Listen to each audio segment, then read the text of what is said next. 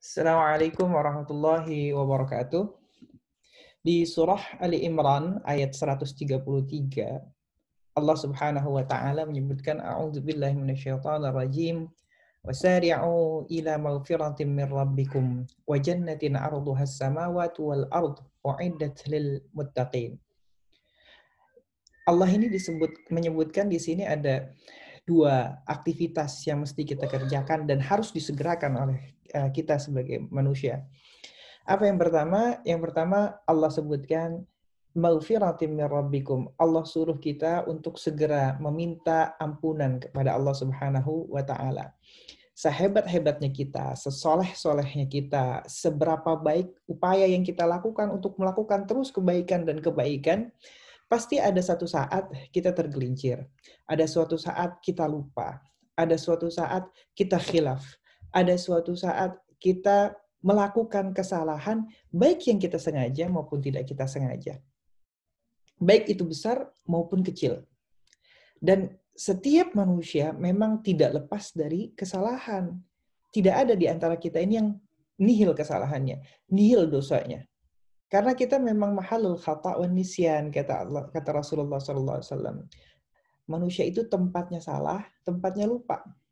Dan sebaik-baiknya orang yang lupa, sebaik-baiknya orang yang salah, sebaik-baiknya orang yang melakukan kekeliruan dan kezaliman bagi dirinya sendiri, apalagi orang lain, maka jadilah orang-orang yang bertakwa.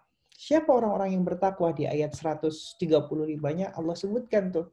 Walladzina idza fa'alu fahishatan aw zalamu anfusahum dzakarullaha fastaghfaru lidzunubihim wa may yaghfiru dzunuba illallah.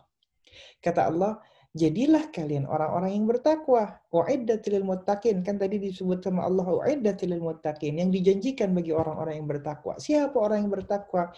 Orang yang apabila ia mengerjakan fahisyah, perbuatan keji, perbuatan tidak senonoh, perbuatan yang tidak disukai oleh Allah Subhanahu wa taala, tidak diridhai oleh Allah Subhanahu wa taala, au zalamu anfusahum, atau dia menzalimi dirinya sendiri, kemudian apa yang dia lakukan? Zakarullah. Dia kemudian ingat kepada Allah Subhanahu wa taala. Fastaghfaru lidzunubihim, dan dia meminta ampunan terhadap dosa-dosanya. Kenapa? Karena Allah itu kan meminta kita untuk menyegerakan kebaikan. Karena dalam hidup ini hanya ada dua potensinya. Kalau kita tidak melakukan kebaikan, maka kita melakukan keburukan. Itu pasti. Ya. Kalau kita tidak melakukan kebaikan detik ini, maka yang kita lakukan adalah keburukan. Dan ketika kita melakukan keburukan, sebaik-baik orang yang melakukan keburukan adalah zakarullaha fastaghfaru lidzunubihim. Buru-buru, cepetan, segera meminta ampunan dari Allah Subhanahu wa taala terhadap dosa yang telah dia lakukan. Dan Allah itu sudah memberikan banyak kesempatan buat kita untuk meminta ampunan.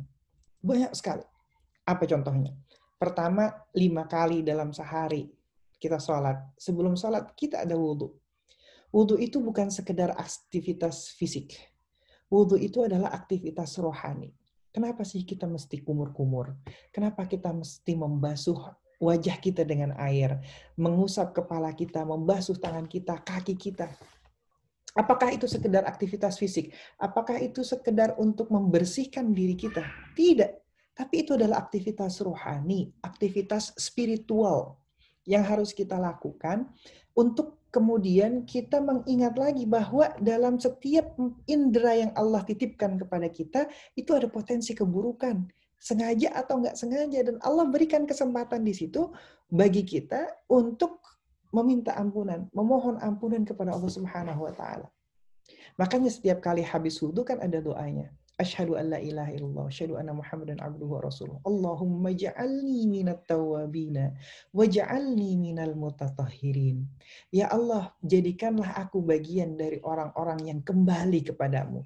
Tawwabin, waj'alni minal mutatahhirin, dan jadikanlah aku bagian dari hamba-hambamu yang selalu mensucikan diri.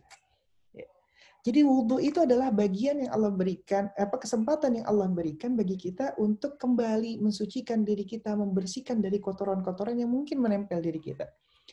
Kayak kita jalan aja, jalan keluar, meskipun kita tidak memegang sampah, meskipun kita tidak mengambil kotoran di jalanan, ada debu-debu yang menempel, yang mungkin kita tidak sengaja, yang mungkin kita tidak ketahui, yang mungkin tidak kita inginkan untuk kita lakukan, tapi terlontar. Ada aja komentar, misalnya, oh ngelihat sesuatu, ada komentar yang keluar, gitu ya. Contohnya, baik itu yang menyakiti orang lain, atau bahkan menzalimi diri kita sendiri, atau bahkan keluar sebagai kata-kata yang kotor, yang sebenarnya kita tidak ingin melakukan itu, tapi keluar gitu. Dan kesempatan itu makanya Allah berikan. Satu, wudu. Yang kedua, apa? Sholat 5 waktu. Maka ketika Rasulullah SAW itu menggambarkan sholat, ada di dalam satu hadis, Rasulullah itu menggambarkan sholat itu indah. Bagaimana jika engkau di depan rumahmu itu mengalir sungai yang begitu jernih dan engkau mandi setiap hari 5 kali di sungai tersebut. Seberapa bersih engkau. Itu gambaran Rasulullah SAW terhadap sholat. Maka sholat itu bukan sekedar aktivitas fisik. Diri, rukuk, sujud. Diri, rukuk, sujud. Diri, rukuk, sujud. Ya. Bahkan di setiap, tanpa kita doa setelah sholat pun, sebenarnya kita sudah berdoa. Sudah berdoa kamar duduk di antara sujud. Rabbighfirli warhamni wajburni warfa'ni warzuqni wahdini wa'afini wa'fu anni. Udah minta tuh, Allahumma gfir, ampuni aku, wa'afini wa'fu anni, maafkanlah aku.